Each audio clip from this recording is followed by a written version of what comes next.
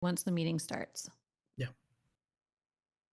And I just scanned the ADP bylaw and there was no mention of any conflict of interest in that bylaw. So it's probably the DOS general bylaw. So I don't think we have time really to dig that up and try to send that to Lucas to peruse. So maybe just to be on the safe side, you should excuse yourself right now. If we're live at this point, then I'll recuse myself from this meeting with apologies for contributing to a bit of a delayed start. Okay. Okay. Thank you. Okay. Yeah. Thanks. Very well. Welcome to the Squamish Nation Traditional Territory. Do we have a motion on the adoption of the previous agenda?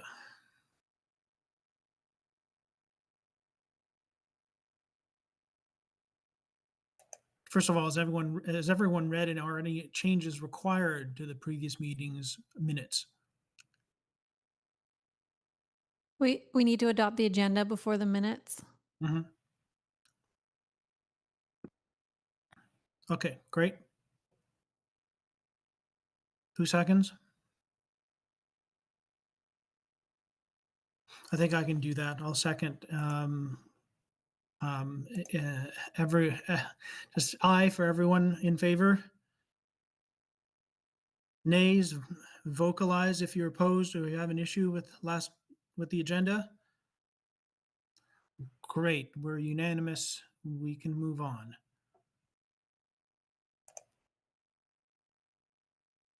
So, are we good on the minutes from the previous meeting? Any changes anyone requires to that?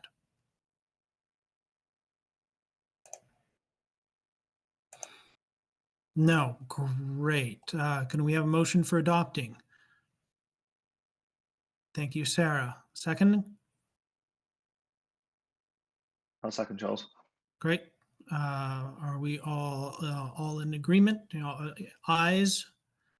Raise your hands. Nays, vocalize, please.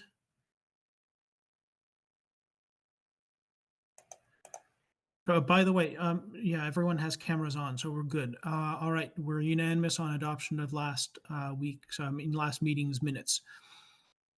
Other than your camera, Charles. I don't see you. Am I not? Oh, that's a problem. So yeah, I unfortunately had to drop the actual software in favor of the just the browser version of this, and it doesn't work quite as well. Hold on here. All right, we can. Oh yeah, there you go. Great. Yeah. Hello, everyone. All right. So we can move on to business at hand, development permit 605, 1100 to 1140 Hunter Place Phase 1. We have district HFL. staff presenting. Yeah. Great. Is it okay if I briefly share my screen to run a presentation? I've got just a few slides here. Let's see if I can get this going.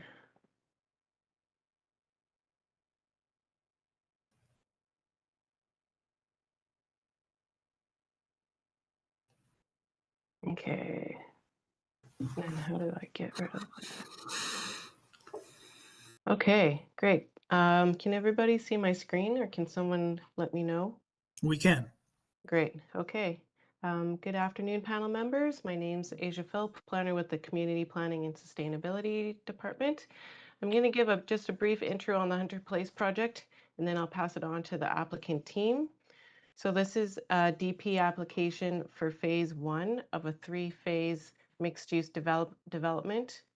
The project is located between Hunter Place and Pemberton Avenue, behind the Squamish Station Plaza.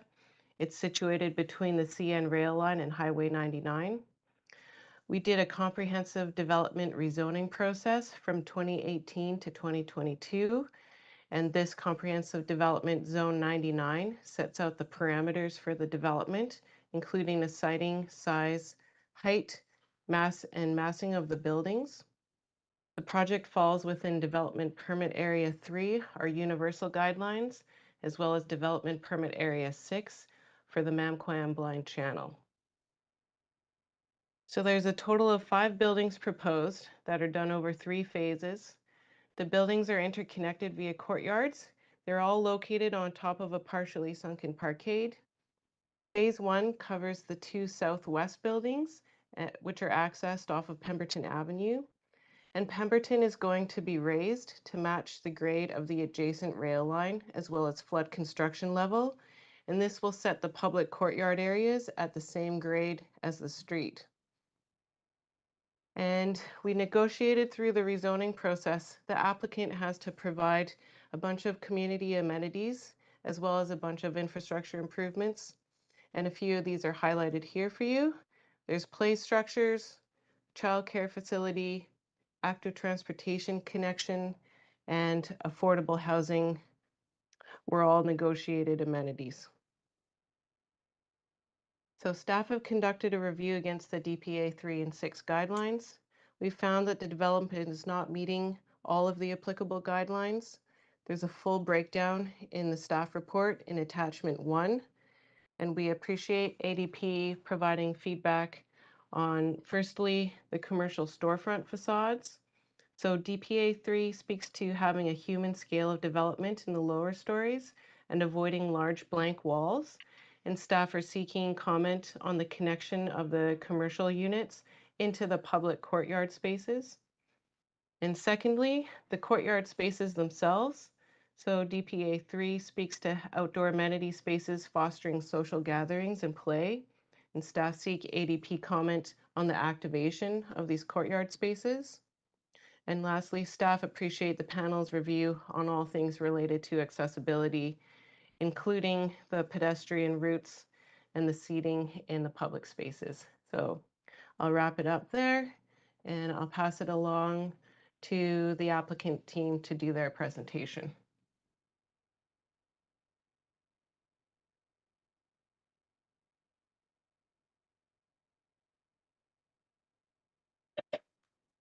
Can we share that presentation?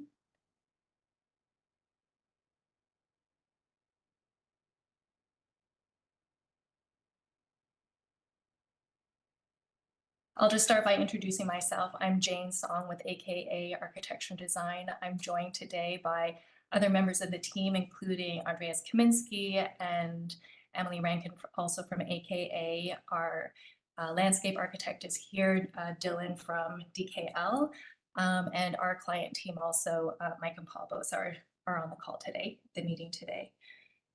So Asia and I agreed it would be helpful to provide an overview of the overall project prior to getting into the design details of phase 1. So we've added this sheet, which includes information about our starting point, which were these 3 adjacent properties at 1100, 1120, and 1140 Hunter Place. So these 3 sites were split zone commercial and industrial. The rezoning followed the guidelines set out in the official community plan for permitted uses and density. And after a rigorous rezoning process, we arrived at this site plan for the overall project. The project is split into 3 different phases, and there will be a separate development permit for each phase. So today's meeting is about phase 1. We just included this concept sketch for the site plan. It focuses on creating varied outdoor spaces and around and in between the buildings and connecting the project to other community features such as the Nestor Shopping Plaza, the local public schools, and the Mamquam Blind Channel, to name a few. This early design sketch shows how the buildings are positioned to create open space around them. In this case, the sketch shows the south-facing plaza with views towards the Mamquam Blind Channel and the Chief. The buildings themselves are quite succinct and efficient, and at the base of each building, there's a covered pedestrian walkway. So these are some of the fundamental design concepts that formed the principles of the site plan and architecture. And these concepts carry through into the design development of each phase. So This set of diagrams maps the evolution of the design rationale, starting with the typical kind of building and street relationship. Rather than this typical arrangement, there was an opportunity to prioritize pedestrian and bike traffic and deprioritize car movement. So different paths of travel were created to activate alternative modes of transportation to and through the site. Then we started looking at the spaces in between to create opportunities for landscaping and different outdoor experiences. We also realized the space between the buildings could be used to frame the views surrounding the site towards the natural features, which are pretty panoramic with views in basically every direction. The final diagram illustrates architectural approach, which is to create simple yet sculptural elements that support the desired movement through the site. We wanted the ground floor to feel quite grounded and connected to the courtyard level, and for the upper floors to feel more connected to the surrounding mountains. Before we get into the overall site plan, I just want to quickly talk about parking because there's generally a lot of discussion around parking in Squamish.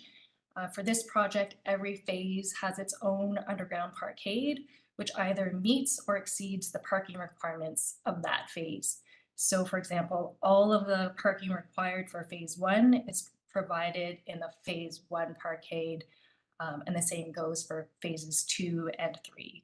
So the phase 1 parkade is accessed from the south along Pemberton, and phases 2 and 3 are both accessed from Hunter Place. Per District of Squamish FCL requirements, only parking and storage are provided at this level.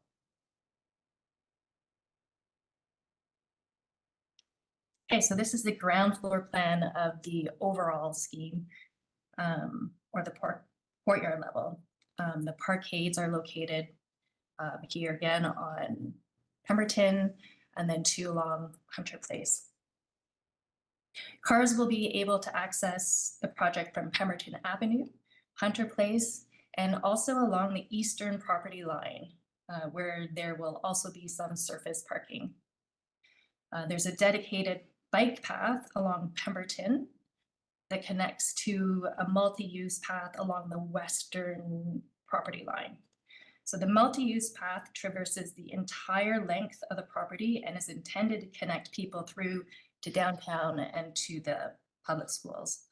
There's also a continuous pedestrian path that traverses the site from corner to corner that is also meant to connect people through to downtown and to the public schools.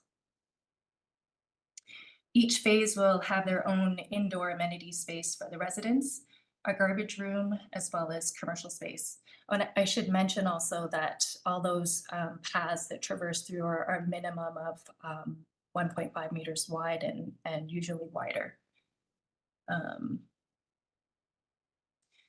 So each of the buildings are mixed use with commercial spaces at the ground floor and 5 floors of residential units above. In phase 3, there's a dedicated 6-story office building with childcare space for up to 20 children at the ground floor. I will leave it to Dylan, our landscape architect, to talk to you about the landscape features at this level. So this is a parquet plan in a little more detail for phase 1, but we've already talked about parking, so we can come back to this if there's questions later on. And then this is level 1 in a bit more detail for phase 1. This is where we have commercial units at the base of each building, either facing that plaza at the southwest corner of the site or facing into the internal courtyard. There's an indoor amenity space for residential use that's connected to the outdoor amenity space. We also have service space at this level, such as the garbage room, electrical and mechanical rooms. And there's a covered walkway along these building faces to create weather protection to the CRU entries and to the residential lobbies. And again, our landscape architect will talk more about the open space at this plan. So this is a fairly typical residential floor plate. There's generally 9 units per floor at the west building and 8 units per floor at the east building, except at this level, at level 2, where we have electrical and mechanical rooms instead of 1 unit. And level 2 of the west building, so this or pinkish building, level 2 is dedicated for affordable rental apartments for a total of 8 rental units at phase 1.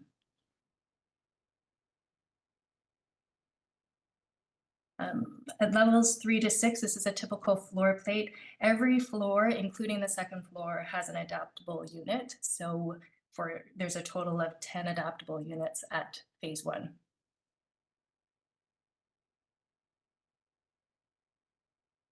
So getting into the elevations, these are the elevations for building 1.1. For this building, we are proposing a light neutral color palette with pops of colorful accents provided at the balconies with turquoise perforated metal guards.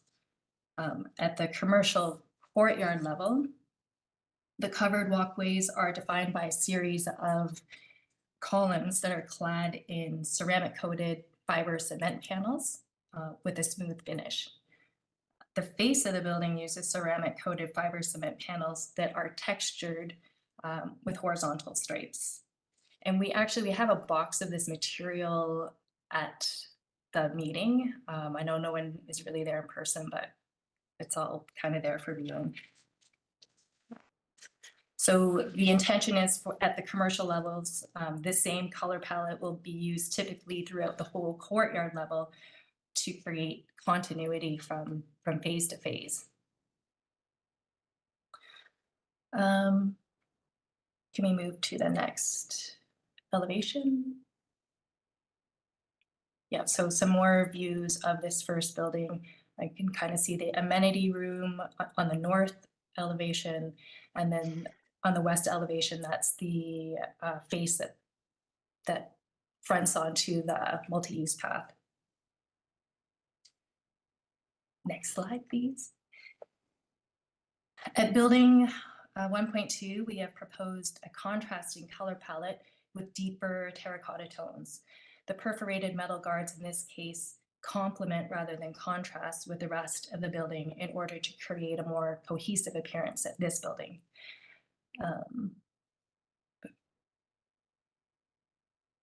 Move to the next slide. So again, it's the same kind of treatment for the walkway that goes around the perimeter of the building. I should mention, because we're trying to meet the requirements of the energy code, we are mindful of the amount of glazing that we use at the courtyard level. So we prioritized large glass openings into the CRU spaces. And so wherever you see the solid walls, it's generally into utility spaces like the mechanical room, electrical room, garbage room, that sort of thing.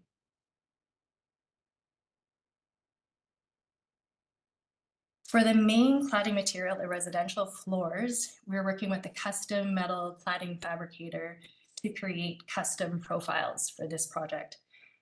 We have a large mock-up samples at the meeting. I don't know how easy they'll be to share though.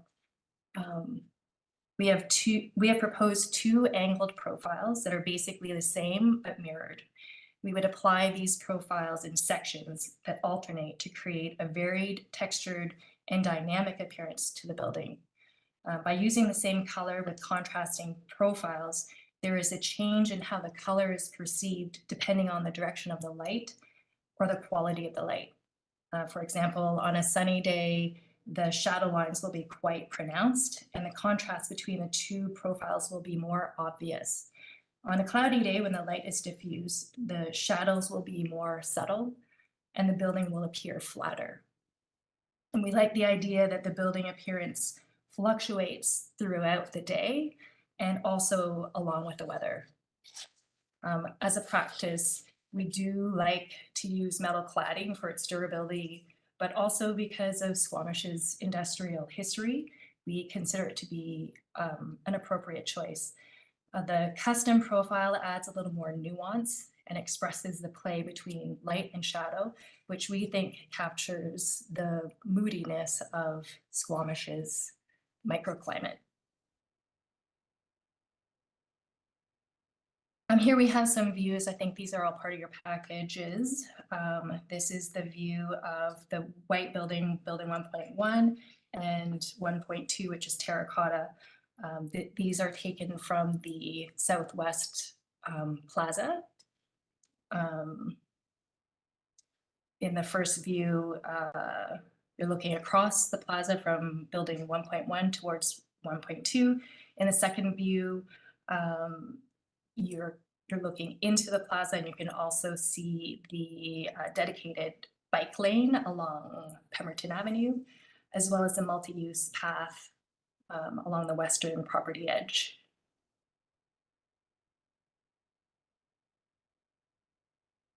These are more views from the back of the site looking towards Pemberton. You can see the amenity building on the right. Also, you can kind of see building 3.2, which is the dedicated office building. So that's a future phase building. It's just kind of in there for context. Next slide. These are a few more views of that front corner plaza, again, looking back into the interior courtyard. So in the second view, you can see phases 2 and 3 in between the two phase 1 buildings. And again, there are some landscape features in here that our landscape architect will talk about, mostly about, you can kind of see the different kind of planter edges with seating. As well, the first image shows kind of the landscape feature, the viewing platform that Dylan will talk about. And just a little more detail on the storefront concept. So this is our covered walkway area where we have, kind of a typical storefront design with signage, a signage band, as well as blade signage that's perpendicular to the storefronts, wood soffit, and then just how we're trying to keep it quite, it has developed its kind of own language that contrasts with the residential floors above. So just trying to create two separate yet connected palettes there. And that is all I have prepared as an overview to the architecture. And at this point, we'll switch over to Dylan from DKL. Yeah, thanks. That was a very good overview. So we just skipped the legend as the package was circulated. And I'll just elaborate on the landscape design and address some of the clarifications requested from the staff. So as we know, Squamish is surrounded by nature, and many elements do flow through. The river, the highway, the winds, they all flow through. The chief and its angular faces, seams, they provide a striking backdrop to the valley. We overlaid these elements with the industrial history, and our design language began to emerge. Palette of metal, timber, concrete, and lush planting was used to provide definition to the spaces. Taking cues from sandbars and the adjacent water courses, consistent ground plane will define the circulation routes flowing around the lush planting and the striking architecture. Next slide, please. The blue areas on this slide show 40% of the open space where pedestrians will be allowed to flow through the site. Now, this 40% includes the bike circulation to the west, but it excludes the private common amenity areas and the planting. Next slide, please. This slide was just included to show the extent to the work proposed in phase 1, which does include a connection, a temporary connection along that west edge right beside phase 2. Next slide, please. Jane gave a good flyby and overall summary of the public realm, so I'll just use the enlarged plan to elaborate on the courtyards. The private amenity and the play area will be surrounded by raised planters and gated off from the remainder of the pedestrian circulation. Spilling out from the interior amenity space, an outdoor kitchen will be the centerpiece for social gatherings. The building apron will provide good covered outdoor space, which, if required, can be supplemented by umbrellas as part of the furniture package that's still to be developed with the marketing team. The triangular lawn area will offer a flexible program for kids to enjoy and anyone to play bocce, beanbag toss, or other backyard activities. From the common amenity area, gates will allow access to the playground at the corner of the site. The play area will include a range of climbing for balancing for the older age groups, with social elements for the younger children. The climbing elements in the first phase will be supplemented by a hill slide as part of the expansion of the play area to be included in phase 3. In phase 3, there will also be a dedicated play area for the indoor component of childcare, so that will not be taken over necessarily by this. Shared between the buildings in phase 1, the common amenity areas will all be at one level, with minimal slopes for drainage and flush transitions throughout. The central courtyard was designed as an oasis for the residents, visitors passing through, and tenants of the future office building. With birds flying from tree to tree, a large triangular planter with native shrubs and understory trees will be the focal point of this space. Seating around the edges will provide 2 sides where the raised planters have a seat wall attached to them, with the anticipation that the CRU on the south side could activate the third edge with their own seating. In the south courtyard, 2 large raised planters will frame the space surrounded by seat walls and benches facing the water with views to the cheap beyond. The commercial patio is anticipated to activate the northern portion of the courtyard, with informal spaces in circulation to the south. To acknowledge the historical importance of logging in the Squamish area, the south courtyard will include a stacked timber seating element as a centerpiece. The loading and fire lane will use the same paving as the rest of the ground plane to appear as an extension of the public realm, rather than a purely utilitarian space. Next slide, please. The design includes a mix of native and drought-tolerant plant material that was developed from Bearware guidelines and is in general compliance with DPA 11 for fire resistance.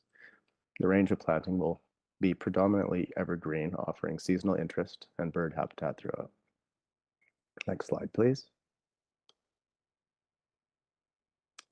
I think we can skip this one, but it does go through and show the soil volumes. It illustrates yeah, let's skip this slide.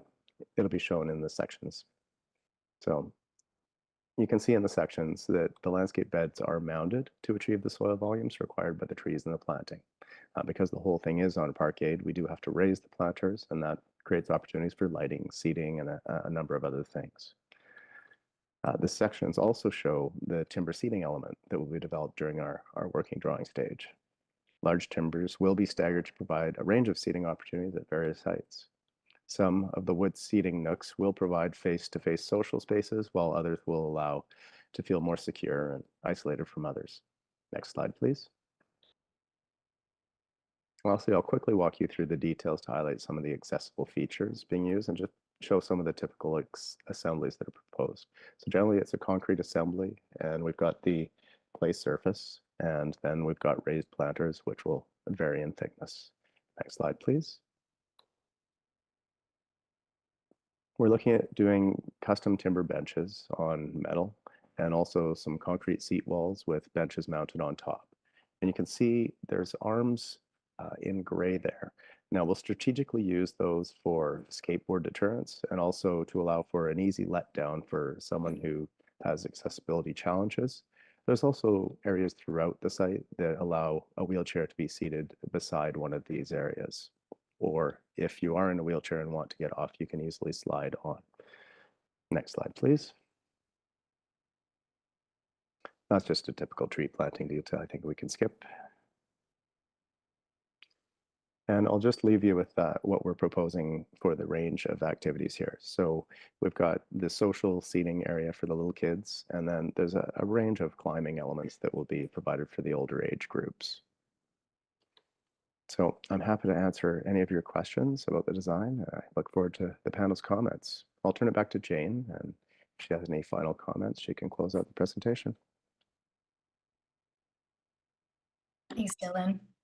I think that that pretty much concludes the presentation, unless you want our team to just kind of hold up the material samples. I've been told that that sometimes happens in a meeting where, Asia, what do you think? You want the I'd love for you to, I'd like to see them. Yeah. Okay.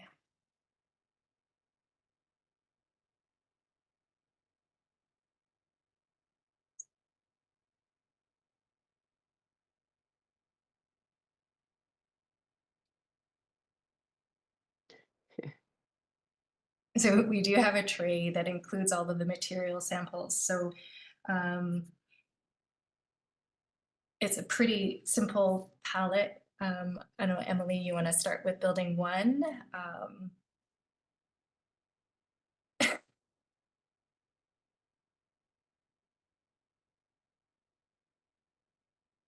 Yeah. Is that the white? Yeah, that's the white. So the turquoise is the color we're proposing for the patio balconies. In the renderings, they show a little bit more muted, but in the reality, the color we chose is much more saturated. Is there a way that we can make the main presentation panel be the DOS room where the samples are? Just kind of enlarge that view.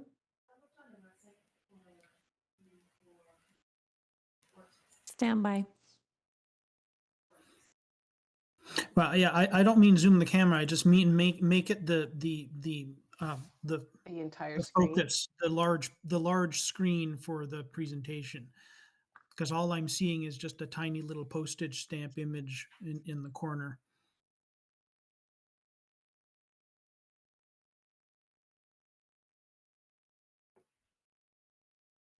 I think it's DOS Presenter 2 that should be the.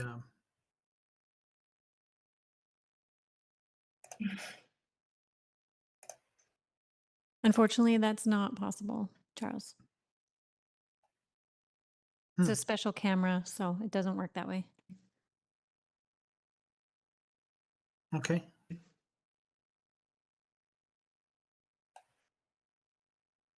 Close. Yeah, we'll just have to make do. Okay, that's better. There we go. Yeah, so that's the metal siding of building 1.1, as well as the turquoise of the balcony guards. Jane, do you guys have the metal the example of the profile? Yeah, sort of. Emily's metal just kind of cladding? standing beside it right now. I feel like. Oh, okay. It's Yeah. behind. I saw her arm pointing at it. So it's the big pieces that are leaning against it. Okay. Yeah, those are the pieces. It's kind of. That's building Yeah. sized. Yeah, Yeah. it's the actual building size. So Yeah. even when we play around with it in our office, like it looks like two different colors. They're exactly the same color, but it just has a lot of nuance depending on how the light hits it. So yeah, we quite like that idea. And we would do it for both the buildings 1.1 and 1.2. They're trying to show you the profiles. They just kind of butterfly in the middle when the slopes change direction. Yeah, and they're, just so you know, this custom metal fabricator, it's a minimum 22 gauge metal they use. So it's thicker than a typical aluminum siding. So it's meant to be quite true. And we've worked with them to create a profile that they think is the most kind of stable and showcases their product really well. Because the idea is that if you get too narrow, it looks a bit too much like regular siding. And if you get too wide, then it can oil can and also look a bit more like standing seam or roofing. So we're kind of in this middle sweet spot where we're quite happy with the play. Oh, there's building 1.2. Those are the larger sample is a terracotta. For the balconies, we're actually proposing this tile red color because it's perforated. The color, it complements that turquoise, but also is a bit more saturated and lively. And we're proposing wood soffits throughout. So the underside of the commercial walkway, as well as the underside of all the decks, will have the wood soffit. And really that's the most we can do with the building code classification that we're working with. We can only use non-combustible material except at the soffits. So we're trying to use wood as much as we can in our soffits and then also in the landscaping. Emily's now holding up, those are the commercial materials. So this is a ceramic coated fiber cement board, which is quite thick. It's about 5/8 of an inch thick. So they're quite dimensionally stable. So we're proposing the same color, but with different textures. So along the outside face of the part of the walkway, the columns and the fascia above will be smooth. And anything that is along the face of the building, so on the inside face of the walkway, that will all have it's called the modern stripe, and that will be applied horizontally, just to kind of offset the vertical planks of the residential units above. And really that's pretty much all we have in terms of the materials that we're using.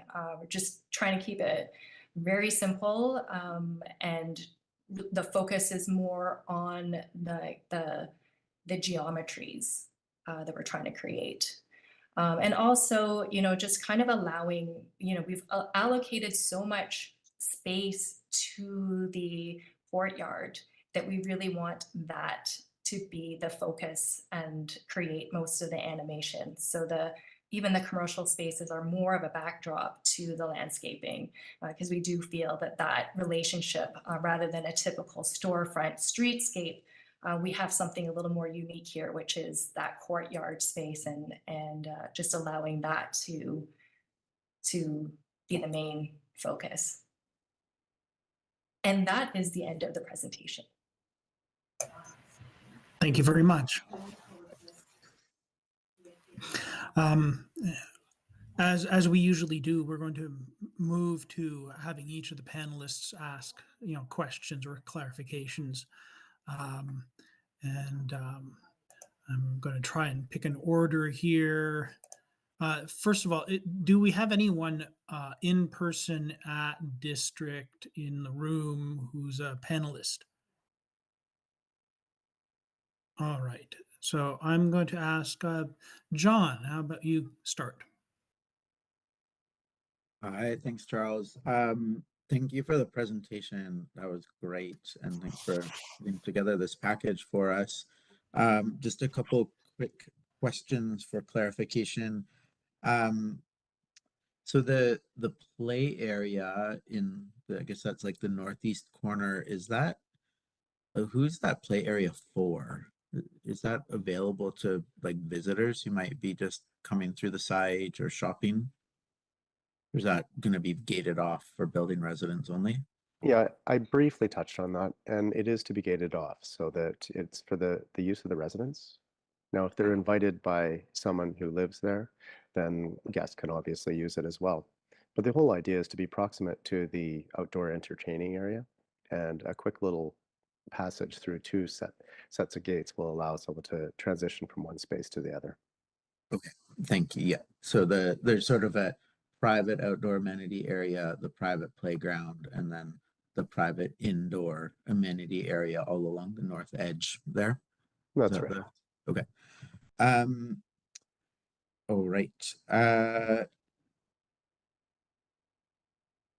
question about the affordable rental. Were there any different design considerations for the 8 rental units, like whether that's interior design or unit layout or anything like that compared to the rest of the units?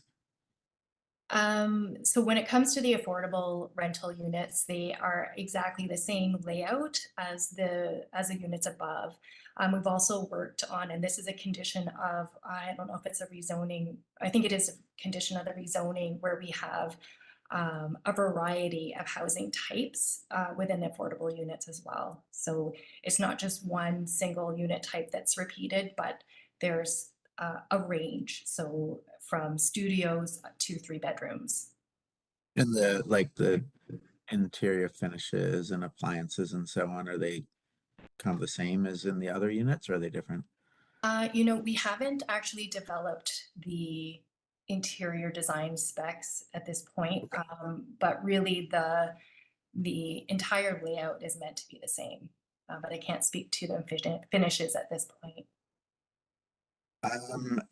Could someone explain the parquet tandem stalls? How's that gonna work? And so I guess maybe just the parking allocation.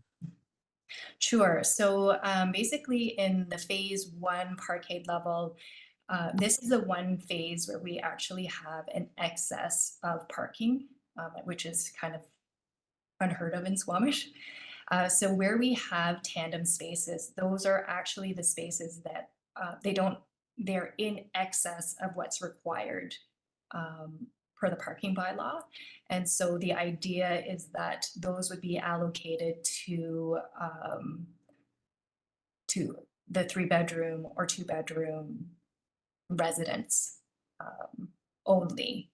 And that's the only way those would be accepted towards the parking calculation. And also, just so we know, we're not relying on those tandem spaces to meet our parking requirements. They're completely extra. Gotcha. So potentially the larger units might be allocated 2 stalls in the tandem formation. And Correct. they would, Yeah. okay. And then it'd be sort of up to the strata or building operator to make sure that they're being used properly and not just for storage or something like that. Correct. Yes. Okay. Yeah. Super. And then I guess just the last question, it's not totally clear from the drawing package, and I know this is getting a little bit off of the site, but I do think it's really important to just understand how the grade change is going to be dealt with. So Pemberton Ave on the south edge will be raised, but then what happens on the other side of Pemberton Avenue? How is that dealt with? And I mean, I guess this will be for a future Yeah. design panel to consider, but similarly on the north side with Hunter Place, right? I'm just a little, I like the idea that the courtyard is kind of at the new grade and is accessible and folks can come in and don't have to climb up a whole lot of stairs to get to it. But I'm just thinking there's some impact on the neighboring adjacent properties here that isn't really explained in the material that we've seen. Absolutely. When we talk about the rigorous rezoning process that we went through, a lot of it has to do with exactly what you're talking about. We did spend a lot of time on the adjacencies along Pemberton Avenue.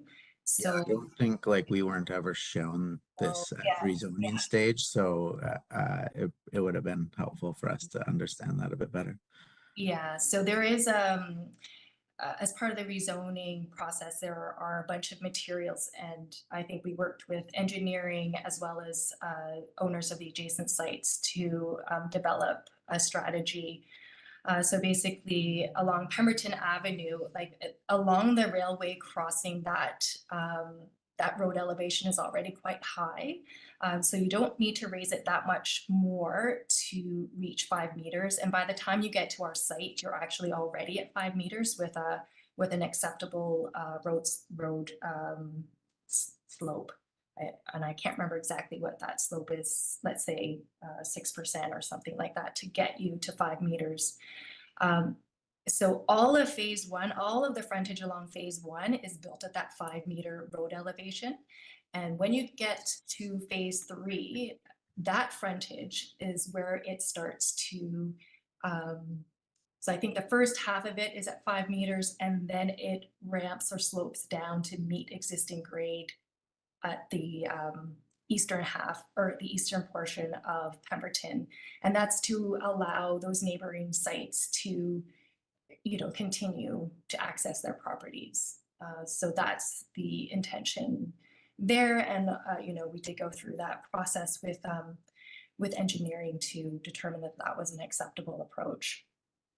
So along Hunter Place, that road elevation needs to stay at its existing elevation, which is at about 3.3 meters. There's a gentle slope along there, so it does change. So we do need to have a series of ramps that bring you from Pemberton up to the courtyard level. So, and then you'll also see in the parkade plan, our parkade does not extend all the way through to Hunter Place, because we need to create storefronts at the same level as Hunter Place, if that makes sense. So the fronts of the CRUs that face Hunter Place are at the Hunter Place level, and then the backs of them are at the level of the courtyard. So internally, there would need to be a set of stairs or something to bring you up to the courtyard level. On the outside of the buildings, we have 2 ramp systems. So one at the corner, the northwest corner that kind of attaches to the Hunter Place main intersection. And then there's also a ramp system between phases 2 and 3 that kind of, and it's basically a 5% slope that we're proposing in both of those locations. So it looks quite long, but it's a more maneuverable slope. I hope that answers your question. If not, I'm gonna need help from engineering. Thanks, that's great. And yeah, like obviously just not having been involved in that rezoning phase, like it would have been, it's nice to understand that a little bit better. But it sounds like a really thoughtful approach, and thank you for clarifying. Great, thank you. Julian. Thanks for a very clear presentation. That's great. Question for Dylan. Can you talk us through a little bit more in specific terms what the rationale is behind that kind of fragmented aesthetic that we've got going on? Sorry, the which? My audio. Fragmented aesthetic you've got going on? Oh, okay, sure. If you do a Google flyby of some of the water courses and other things like that, as I was alluding to, there's a lot of things that flow through Squamish, and it breaks up a lot of these landscape pockets that are around Squamish. So if you look at the rivers, you've got these sandbars, and they have that angular formation to them. If you look at the Chief, you've got a bunch of seams that break up a very monolithic face. So it's a repeated pattern throughout the region that we're trying to impose on some of the site plan. And it was a really nice technique of having these landscape islands to control and form these negative spaces that became the courtyards, to define the circulation patterns. And so it was a built-in Squamish solution, with even the buildings treating themselves as cliff faces. So a lot of it spoke to the surrounding and the vernacular. Awesome. That's great, thanks. Any consideration for sustainable urban drainage? We do have a lot of planters, and really because they're all raised, it's very difficult to try and manage the stormwater that way. So there is not much tolerance as far as a depth to slab. And we're sitting in a floodplain, and it's very difficult to try and go down. So going up and then going up even further to be able to just raise all the floor levels came with a lot of complications. So we tried to strike that happy balance there. Water doesn't go uphill, so to try and divert it into the planters became quite problematic. Okay. What considerations were made for wind? It's kind of an architectural question too. I'm just curious about wind direction and whether the buildings are going to funnel wind through here in the inflow and outflow.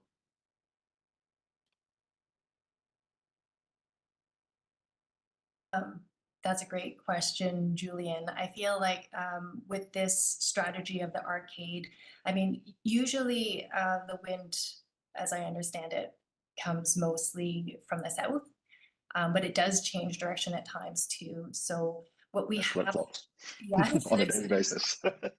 yeah, but if you look at our site plan, basically in the covered arcades, there's always a corner, so they wrap the corner so you could kind of dodge the wind depending on if it's coming from the south or the opposite direction. It's a little bit more difficult to achieve wind shelter in our open courtyard areas.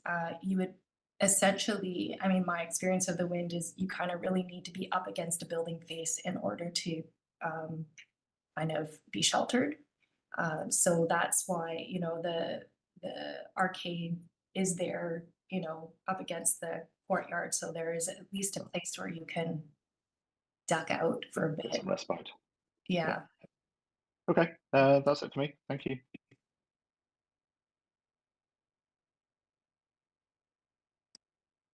Okay. Let's see here. Catherine. Thank you for the presentation. I did see that your public art will be coming in phase 2, a bigger project. But I'm wondering if you had considered any smaller public art as part of the character of this phase. For instance, like specialty design bike racks or places in the seating or on some of the on some of the larger open walls. So in our overall plan at the rezoning stage, we did earmark a place where public art could be, and that would be if it was a more centralized or like, you know, a one-off type of an installation. And so the spot that was chosen happened to be in phase 2. So that's why we haven't included any of that in the phase 1 discussion. But you are correct. I feel like there is an opportunity, especially since that pedestrian thoroughfare kind of extends over the entire courtyard, that we could kind of extend the public art experience as well, rather than something that's, you know, in one location, have something that's kind of more repeated or interpreted over the course of the courtyard. That is something that we haven't really addressed in the phase 1 development scenario, although that doesn't mean that we couldn't include those elements in phase 1 once we've developed a strategy. But the intention is to work with an artist who would make recommendations with us on how to integrate it. You know, one thing we did not want to do is say, here you could have this, and that. We'd rather have a more integrated approach so that we're creating kind of a cohesive narrative with the public art. And can you say when you would engage with that artist, since you're potentially being able to pull it into this, and how you would choose the artist? Yeah, I mean, we have started the discussion internally, but I think the idea was to get through phase 1 of the development permit before kind of diving into the public art. Okay, thank you. That's all my questions. Sarah. Sorry that you felt like I called you out, but it was not. For another great presentation and a complete package. Much appreciated. So I have some questions. Can somebody explain from the outdoor barbecue area, there's a path of travel through a gate to the bike racks. Is that just to reach the bike racks?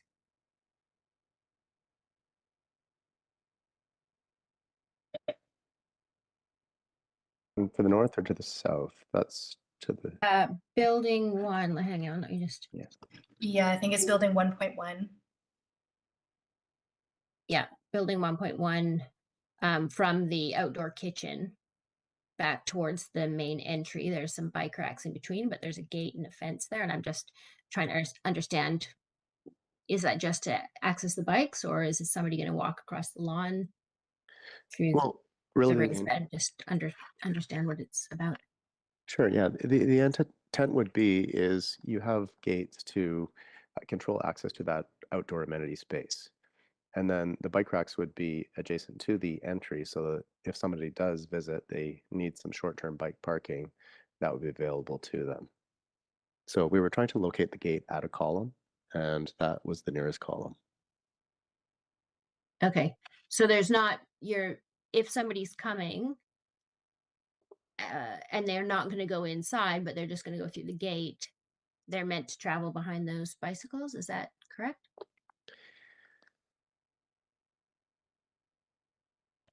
I might be able to jump in here. Sure. Basically, like that gated area is meant to be approached mostly from the interior amenity space. So once you're in the interior amenity area, that's kind of how you enter. That's how you would mostly enter that outdoor amenity space. And those gates are kind of secondary, like they're just kind of meant to create an enclosure around that outdoor amenity, just to define the private versus the public, or the private versus the, the more, the rest of the courtyard level. And similarly, there could be a gate. We've created pinch points throughout the site, which create the opportunity for gates. But if you look, there's another set of bike racks that are covered as well. And just adjacent to that column there's another pinch point created by those planters. And a gate would be appropriate there too. And a fence could be there, but the gate at least allows maintenance access all the way around the building. Okay. And then the symbology, that's the sort of white larger circle with 2 round circles, are those meant to be sort of tabletops with stools or something? That's right, just a 2-top seater. And so if those wanted to be on the south side instead of the north side there, then it really is flexible. And we'd like to develop that a little further with the overall vision and marketing. So if that's more of a desire line to be able to get from the amenity area interior space to the play area, then potentially they go somewhere else. Right. Okay. And then just space-wise, if you look sort of towards the north of those 4 tables in conjunction, what's the amount of space that's between the tables and the lawn? Like, is there sufficient space to pass if somebody needs to go to the 2nd or 3rd or 4th table? Not really. You can walk along the lawn or roll over it. Right, and the lawn's at grade? It is. The whole thing would be flush. Okay. And then just to clarify, the only above ground parking is along Pemberton Avenue. And how many, I think I can't find the sheet now, but I think that I'd seen 1 dedicated accessible spot that was going to be in the bay for the parking somewhere along there. Is there 6 spots there, or how many parking spaces are going to be available? Oh, that's a good question. I think that is that part becomes part of the DOS property. So I think we're still working with them on streetscape design, but I believe that they will require one of those spaces, at least one of those, to be barrier free. Okay. Yeah, And would, Sarah, there would, I can confirm. So we are going to require that there's one accessible space along Pemberton and also one along Hunter when that's built out. okay. And then for the fire truck access, would there be parking along there in front of that access, or is that always going to be left open for the fire truck? Yeah, per building code, there is no other use allowed within that fire lane. That's why we have actually the fire lane is adjacent to a loading space because we're not allowed to overlap functions there. Okay. And then in the concrete throughout the courtyard, I'm assuming that these are saw cuts in the concrete, the lines that are extending, is that correct? That's correct. So at this point, it's a notional pattern, and we'll define that a little bit better as things move through working drawings. Okay, and then in the second building where the childcare is going to be, can you explain, there's some bike racks that are in front of the entrance into, sorry, I can't quite see that on the blow up here. Let's just see. I think you're looking at CRU4. Yeah, there's an entry, so I'm on the landscape plan. Let me get to the right plan here. Yeah, I think I know the area you're talking about, Sarah, and I was looking at this as well. So the area where the bike spaces are, like this is kind of more of a service area that brings people to the garbage room. So I feel like those double doors into CRU4 should actually be moved up. The entrance. Yeah, the entrance should be moved up just to create kind of more, more visibility to that front plaza anyway. Yeah. Yeah. That would Yeah, and increase really, accessibility. it is nice to be able to have a couple of covered bike stalls in a space that otherwise is not much use. So it does serve a very good connecting purpose from this public sidewalk to get into the site. So it's just as Jane said, a relocation of those doors would really help. Yeah. Yeah, just because if there's somebody there and the door is open, conflict with not enough space. Yeah. That's a good point. Sorry, I just wanted to clarify, Sarah, also the childcare space is not in this building, it's in the future phase 3, which is adjacent. Yeah. Yeah, no problem. Okay. I think that's all of my questions at the moment because everything else was answered. Thanks very much, and I look forward to making some comments. Thank you very much. I just have a couple of questions. I'm going to refer back to the staff report, specific items that I'm wanting clarification over, and I think my question actually is to staff on this on these items. Towards the end of the form, there is questions about building exteriors, emphasizing glazing, blank walls or lack of details, human scale at the pedestrian level for the commercial areas, and so on. From these drawings, I can't figure out what it is you're referring to. So can you point me to or explain to me which areas are being referenced here? Yeah, Charles, could I just ask, in the staff report, are you referring to the DP guideline tables? Yeah. Or the section 4 where I outline kind of staff's concerns with the project? I think that comes up in both places, but yeah, I was referring to the tables. Yeah, so that's staff's interpretation kind of the guidelines and reviewing the project against the guidelines. So I'm not sure how well I can clarify for you if you have more specific questions about like what staff was looking at in the drawings when we filled out the table. Yeah, that's what I can mean. try to. Yeah, I mean, we were looking at the whole package, but particularly for the commercial units, I struggled to on the elevations in the architectural package.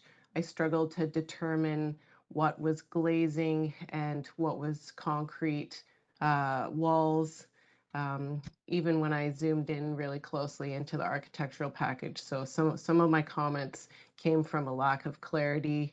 But obviously we wanted to get in front of ADP. Some of this stuff I'm sure we could have worked out if we had had more time with the architect, but c'est la vie, this is where we're at right now. Okay, that's fine. Great. I think that's it for my questions then. We'll proceed now to in the same order we originally did have the panelists comment. So I think John, you spoke first. Thank you. Just a couple of comments then. So I'd say, you know, if there's additional design development for this phase, and definitely for the future phases, it's really important that we ensure the plaza is designed to be, you know, welcoming and accessible to visitors to the site, that it doesn't read as a private and enclosed space for building residents. I think that's really an intent of this project, and with its adjacencies, that's, I think, quite important. I think that maintaining those opportunities for pedestrians to cross through the site, north-south in particular, is probably, I'd like to see that. I think I would like to see, you know, some consideration for adding more benches and maybe even some covered or all-season kind of outdoor areas in the courtyard, if that works. I would really ask you to consider making the playground ungated, make it more available to visitors to the site. I think we have a really successful example already in Squamish at the Locavore, where a playground is, you know, becomes a major attraction and really drives like visitors and customers to a site. And then I do, you know, looking at the staff report and the development permit area guidelines that we are expected to use to assess the proposal, I did note that there really seemed to be extensive blank walls, particularly on the east and west elevations of both buildings. You know, and just for the walls of a plaza like this, that just seems really unfortunate. And I wonder if there's some opportunity just to, I don't know whether that's adding some variability, some kind of interest to those walls. I understand you're trying to, you know, achieve a few different objectives there, but like additional glazing, additional entry points, some kind of permeability or something. Like, it just seems like some really boring edges to the plaza. So I wonder if there's a way to address that. That's all my comments.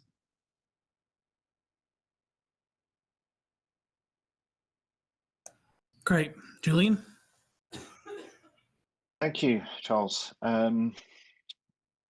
I would echo some of those previous comments there. I think this is conceptually really strong placemaking. However, I think it needs some refinement. I think let's just talk about oblique angles and narrow planters for a little bit. Oblique angles at grade, people will cut the corners, and that grass, if it is lawn, will get worn out on the corners. Planters that are too narrow and too pointed in their oblique sense, they become unfeasible for plant establishment. So they need to be widened a little bit to allow plants to grow in. I would like to see some attempt at sustainable urban drainage, or stormwater management, as you might call it. That can be done with permeable paving systems that hold water on site in the same way that you would have on an intensive green roof system. There's no real difference. I would echo the previous comments about the privatization of essentially what is public space. I would like to see less privatization of that public space, especially things around child's play. I think that's really a communal asset that should be open to the community and not privatized. Talking of those delineations, it would have been nice to see some detailed drawings of what those fences and gates are actually going to look like, because I think they're going to be important. So I would have liked to see that. I think generally, I'd like to see more of a greater weighting towards active space rather than passive space. So large areas of planters that are essentially passive space, nothing much can really happen in them. It would have been nice to see a more of a weighting towards active space that's programmable. Going back to the idea of wind, I think that is also potentially, it's an element in Squamish that invariably you can't get away from, but I don't think it's necessarily something that we always need to hide from. It's part of life in Squamish. And I think it's nice to draw that into your conceptual thinking, to play with the idea of wind, to express that in the design, however you might do that. Just a note on the saw cut jointing, some of these areas, and I know it's refinement that's going to come at a later stage. The maximum size for some of those concrete areas to avoid cracking is really about 5 feet. So you're going to end up with a hell of a lot more saw cuts than you're showing right now. But that's it for my comments. Thanks very much. I think it's a really exciting project and it's nice to see. Thank you. Thank you. Catherine?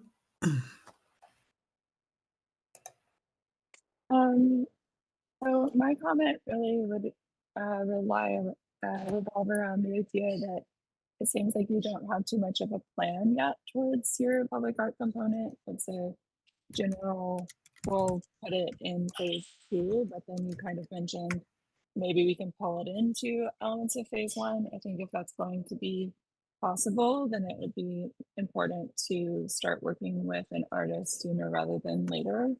And I think that that could help a little bit towards John's comment on the blank walls. Maybe we could see some artists like facades put on there, or like specialized lighting or things to kind of pull public art into the design of the whole concept, not just one piece in phase 2. And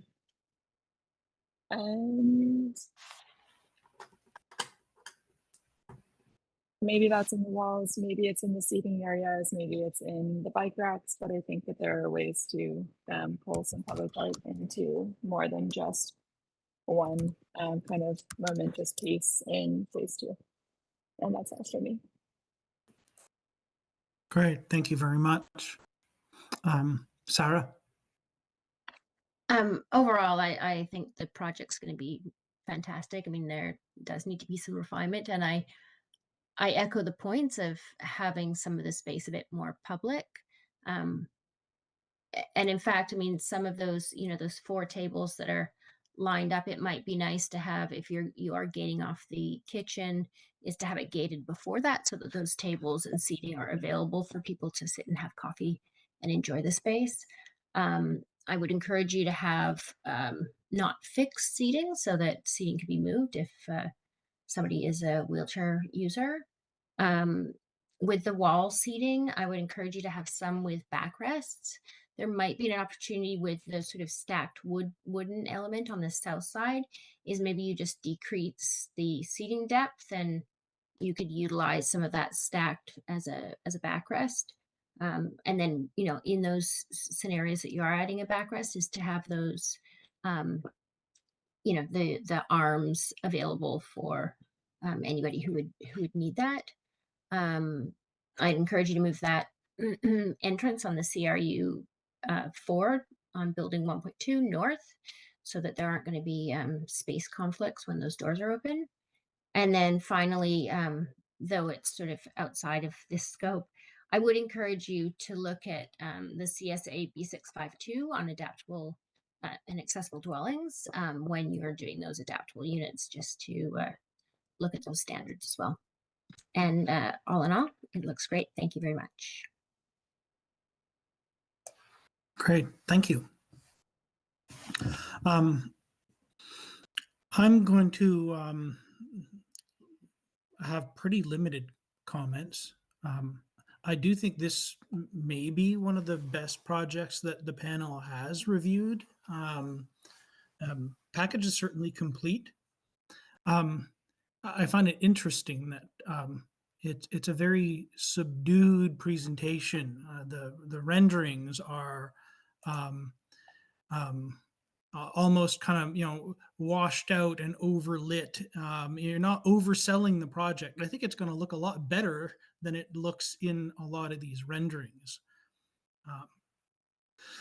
Interestingly enough, we've had most of the projects that have come to the panel have referenced the chief as a source of inspiration in terms of connecting the project, to Squamish. And this one, in an interesting and very subtle way, may be doing it in a more successful way than most of those have.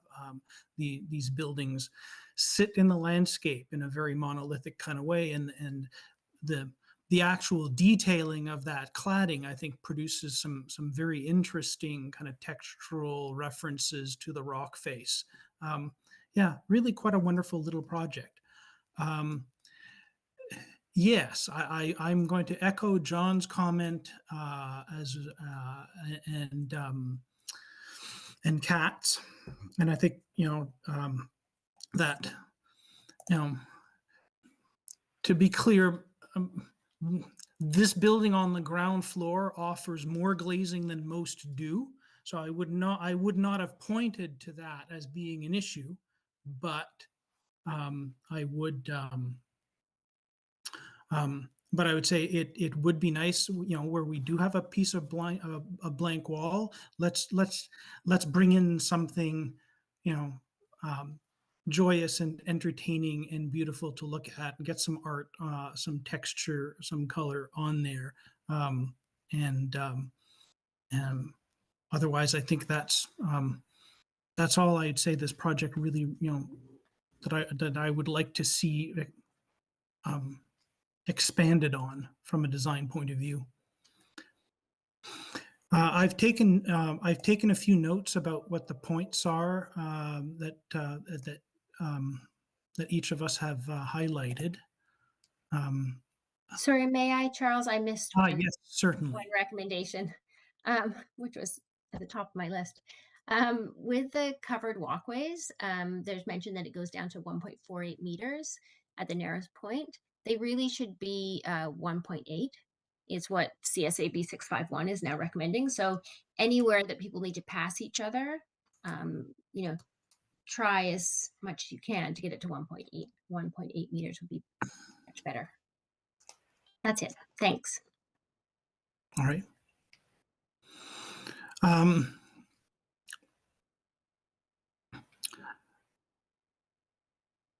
Does anyone on the panel want to have a discussion, or is someone ready to propose a resolution? Sarah? I propose B. All right, our usual middle ground. Does someone second? Or is someone opposed to that resolution?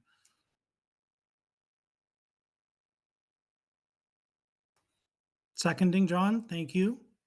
I will say I am not going to formally oppose that, although I do feel this project is good enough that we could just wave it through. But so we have a resolution for B, and for clarity's purpose, this is where we feel the project is acceptable and to be, and we own with specific items that have been highlighted by the panel to be resolved with staff. I'm going to read out some of those items that we would like to bullet point in the resolution. So we have concern over blank walls at grade, We have concern over the sharp corners in the circulation that may require some widening. A concern over providing more significant sustainable drainage from the site. A preference for the playground area to be made available to the public, not gated. Additional information about the detailing of the fences and gates. The provision of more programmed space within the landscape rather than passive, landscaped areas. And a suggestion to explore the expression of wind within the programming of those landscape areas. Charles, can I just make one slight clarification? Yes. The idea of programmed spaces, I don't think they necessarily need to be pre-programmed spaces, but I think they need to be programmable. So it's not necessarily, throwing everything at it in terms of program. I just think they need to be programmable spaces. So maybe spaces that allow that to happen in a more flexible way. Okay, thank you for the clarification. I have, I guess, disappointment on that there is no not more detail or a plan for the public art component of this project, or that seems to have been deferred to future phases, and therefore, we have a suggestion that maybe beginning a process and considering art in the project, would be a positive step.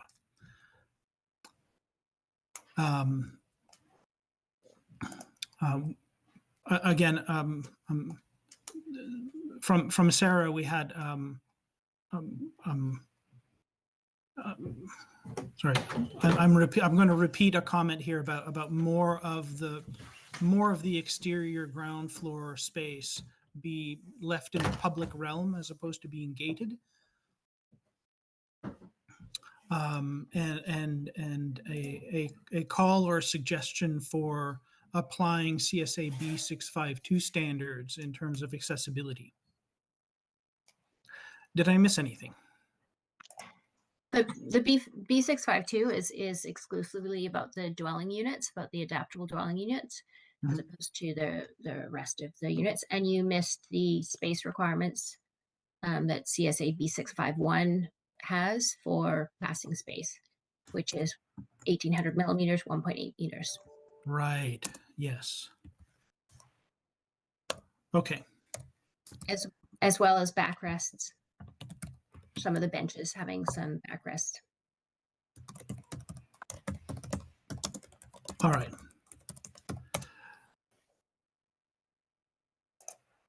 So we could vote on that resolution then. All in favor, raise your hand, say aye. Is that unanimous? Great. We are done therefore with that portion of the meeting. If we, does anyone have any items that they would like to bring up for discussion by the panel in general? No, we do not. And therefore, I'm ready to call this meeting to an end. Yes, first and second? Second. Great. We can all for calling it a day. All done. Thank you. Great comments and feedback. Thanks for chairing, Charles, as well. You're welcome. Have a good day, everyone. All right. Bye. Bye. Bye.